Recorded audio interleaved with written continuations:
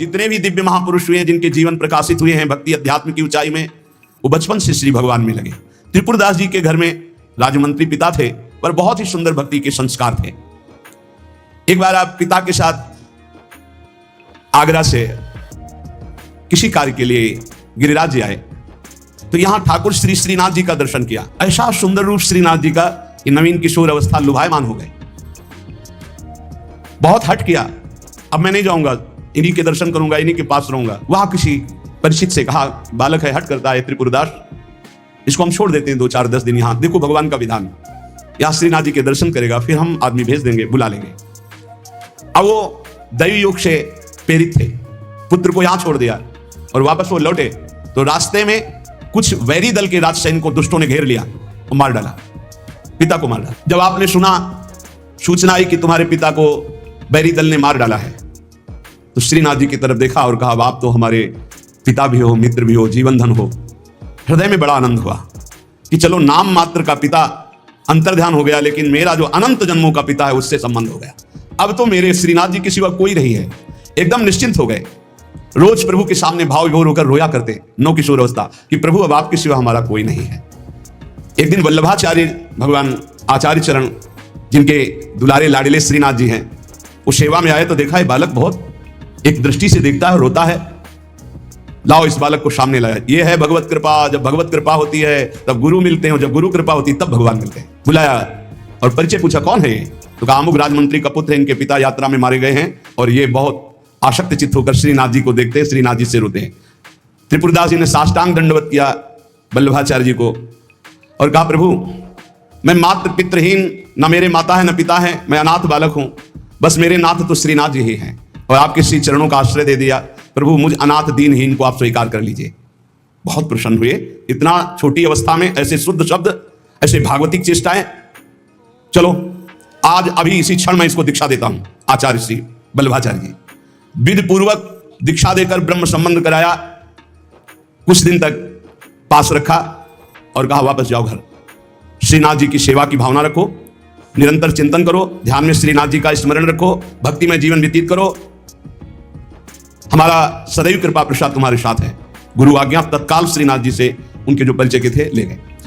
यवन राजा था, उनके राजमंत्री थे पिता, तो जब नौ किशोर अवस्था से थोड़ा बड़े हुए तो इनके पिता का पद इनको दिया, राजमंत्री बना लिया। ये निश्चय किया त्रिपुरदास जी ने कि राजमंत्री पद से जो भी धन आएगा मैं केवल सेवक की तरह प्रसाद से शरीर पोषण करूंगा, सारा धन संत सेवा और भगवंत सेवा में लगाऊंगा। उस श्रीनाथ जी के लिए नियम लिया, प्रतिज्ञा ली कि हर साल सर्दी में दगला बनवा कर भेजेंगे, रत्नों से हीरो से जटित बढ़िया पोशाक, सर्दी की, सुनहरे गोटे, सुंदर सुंदर रत्न जटित। अब चाहे करोड़ों के रत्न लग जाए श्रीनाथ जी के लिए, और राजमंत्री थे, दगला भेजते और रोज संत सेवा होती त्रिपुरदास जी के यहाँ। संत जन आते, प्रसाद पाते। धन की यही सार्थकता है।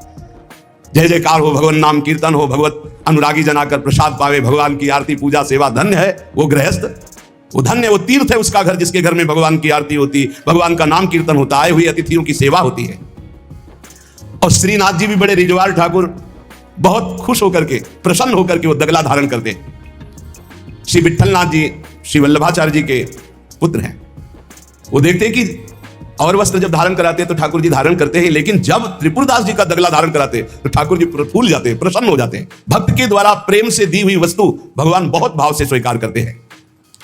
सब दिन होत ना एक समान। अब यवन बादशाह था, उसके पास द्वेषियों ने सूचना लगा दी कि ये राजमंत्री हैं, आपको पता नहीं है, आपके धन का बड़ा दुरुपयोग करते हैं, साधु महात्मा इनके यहाँ खाते रहते हैं और न जाने क्या क्या खूब लुटाते हैं, आपके यहाँ से वैभव चुराया जाता है। और वो राजा यवन, उसकी बुद्धि बदल गई, उसने तत्काल आदेश किया सर्वस्व अपहरण कर लिया जाए, त्रिपुरदास जी का सर्वस्व संपत्ति जब्त कर ली जाए। मतलब पात्र भी घर में नहीं रह गए, सब जब्त कर लिया गया। जहां रोज संत सेवा, ठाकुर सेवा, श्रीनाथ जी के लिए बहुत महंगा पोशाक सर्दी की, सब एक पात्र भी नहीं रहने दिया, सब जब्त कर लिया। खाने पीने तक के लिए नहीं रह गया, सब यवन राज ने जब्त करवा लिया। अब जैसे तैसे बहुत गरीबी से, कष्ट से जीवन यापन होने। अब आई सर्दी की ऋतु। सर्दी की ऋतु में श्रीनाथ जी को दगला भेजते थे, खूब सुंदर सजा करके। यहां सजाने की क्या बात, खाने की भी कोई वस्तु नहीं रह गई थी। ठाकुर जी की सेवा की प्रतिज्ञा की थी कि जब तक जीवन है आपके लिए पोशाक भेजूंगा। अब सर्दी में कैसे पोशाक भेजे, खाने के लिए भी नहीं। बहुत जोर जोर से रोना आया कि हम हर कष्ट सह सकते थे, लेकिन आपकी सेवा, ये जो सर्दी की पोशाक भेजने की थी, अब कैसे होगी आपकी सेवा। ये सेवा नहीं होगी तो मेरा जीना, क्योंकि मैंने नियम लिया था कि मैं अपने जीवन में जब तक जीऊंगा हर वर्ष आपको सर्दी के समय पोशाक भेजूंगा सर्दी की। आप ठाकुर जी से विनय करने लगे कि मैं सब कष्ट सह सकता हूं, आपकी सेवा छोड़कर नहीं। इतने में देखा, दृष्टि गई तो एक ऊपर दावात रखी थी। आपको जैसे कोई डूबते हुए को तिनके का सहारा मिल जाए, और वो दावत पीतल जैसी दिखाई दे रही थी, तो लग रहा था कुछ सिक्के की तो बिकी जाएगी। दावत ली, बाजार में बेचने के लिए गए कि अगर ये बिक जाएगी तो थोड़ा भी कपड़ा मिल जाएगा तो नियम की तो पूर्ति हो जाएगी। भगवान अपने भक्तों को ऐसा कष्ट क्यों देते हैं? क्यों देते हैं? बड़े आराम से जय जयकार हो रही थी, संत सेवा हो रही थी, ठाकुर सेवा हो रही थी। श्री प्रियादास जी कहते हैं, भयो ईश ख्याल, इष्ट देव को ये पसंद है। अब त्रिपुरदास जी बाजार गए तो बेची के बाजारे यो रुपया एक पायो, ताको ल्यायो मोटो थान मात्र रंग लाल गाइए, भीजो अनुराग पुनि नैन जलधार भीजो दीनताई धरि राख्यो और आइए, को प्रभु जन आए सहज दिखाई दई, भई मन दियो ले भंडारी पकड़ाइए, काहू दास दासी के ना काम को पे जाऊं लेके, बिनती हमारी जो गुसाई ना सुनाइए। त्रिपुरदास जी को दावत दिखाई दी जो पीतल की सी दिखाई दे रही थी, उठाई बाजार ले गए तो उस समय उन्हें 100 पैसे मिले, 1 रुपया। 1 रुपया कपड़े की दुकान में गए, मोटी मार्किन को। अब जहां इतना कीमती वस्त्र, सोने के गोटे, हीरे लगाकर सुंदर ऐसी पोशाक भेजते थे, वहां आज स्थिति की मार्किन कैसे ठाकुर जी को भेजे? लाल रंग से लगा, लाल रंग अनुराग का रंग, सफेद मार्किन लाके आंसू गिरते जा रहे हैं कि नाथ, ये मोटा मार्किन आपके तो दास दासियों के लायक था, आपको कैसे? पर कुछ नहीं है। अनुराग में भीने हुए नेत्रों से अश्रुधार बह रही है, हृदय में भारी दीनता है, और ऐसी ही वस्तु प्रभु को बहुत पसंद आती है। हमसे अगर दी जाएगी 5 किलो सोने का छत्र, तो 4 लाख योजन का सोने का पहाड़ है उनकी इस मृत्यु लोक में। 5 किलो क्या होता है? साहस नहीं हुआ, रंगा लाल रंग में, प्रेम रंग में रंग कर रख लिया, पर साहस नहीं हुआ कि मैं जाकर के श्रीनाथ जी को दूं। कैसे दूं? अब उनके मन में एक बहुत पीड़ा है, और देखो भगवान अपने भक्त की बात को अंतर से जानते हैं। त्रिपुरदास जी के हृदय में दैन्य, और दैन्य भगवान को बहुत प्रिय है। इतने में विधान बना, गोसाई जी के सेवक श्रीनाथ जी की सेवा के लिए जो भक्तजन थे उनके यहां विचरण किया करते थे, अचानक दृष्टि में पड़े त्रिपुरदास जी के। देखा ये तो श्रीनाथ जी के सेवक हैं जो गोसाई जी के पार्षद हैं, और ये तो सेवा सामग्री श्रीनाथ जी को पहुंचाते हैं। तो आपने प्रणाम किया, घर लिवा गए, कुछ खाने पीने के लिए व्यवस्था ही नहीं। कैसी कैसी, कहां राजमंत्री का सुख और कहां। बहुत संकोच में भरे हुए वो मार्किन निकाल के लाए जो लाल रंग से रंगी थी, और कहा हाथ जोड़ करके कि हर वर्ष प्रतिज्ञा थी कि श्रीनाथ जी को पोशाक भेजेंगे, पर भगवत कृपा से वैसा विधान बन गया है। यद्यपि ये श्री गोसाई जी के किसी दास दासी के पहनने योग्य भी नहीं है, फिर ये श्रीनाथ जी के श्री अंग के लिए तो क्या होगी। पर आप क्या इस भेंट को वहां तक पहुंचा देंगे? भंडारी को दे देना, पर गोसाई जी को कुछ मत बताना, ना मेरी स्थिति बताना कि खाने को भी नहीं, और ना ये बताना कि मार्किन भेजा, कुछ मत कहना, उनको दुख पहुंचेगा। केवल भंडारी को दे देना, वो जो चाहे जैसे चाहे, यद्यपि वे श्रीनाथ जी के योग्य तो है ही नहीं। देखो भगवान भावोत्सवेन भजताम रस कामधेनु है। बड़ा हृदय में सुख हो रहा है उस वस्त्र को लेकर, वो जो भगवत पार्षद है। आज तक उनको ऐसी भेंट, इतनी भेंट मिलती थी श्रीनाथ जी के पास ले जाने के लिए, लेकिन ऐसा सुख नहीं होता था जैसा त्रिपुरदास जी ने रो करके जब मार्किन दी लाल रंग से रंग के, उनको एक अपार सुख हो रहा है।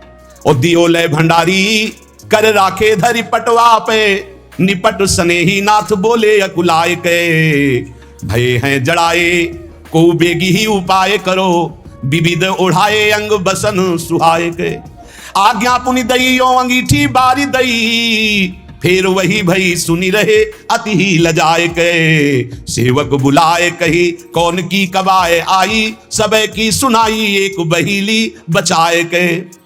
त्रिपुरदास जी का वस्त्र लेकर बड़े प्रेम में डूबे हुए भगवत पार्षद गए और भंडारी जी से कहा कि आपसे तो कुछ छुपाव है नहीं, ये त्रिपुरा दास जी का दिया हुआ वस्त्र है। यद्यपि बहुत कष्ट में उनका जीवन है, फिर भी उन्होंने ये सेवा भेजी।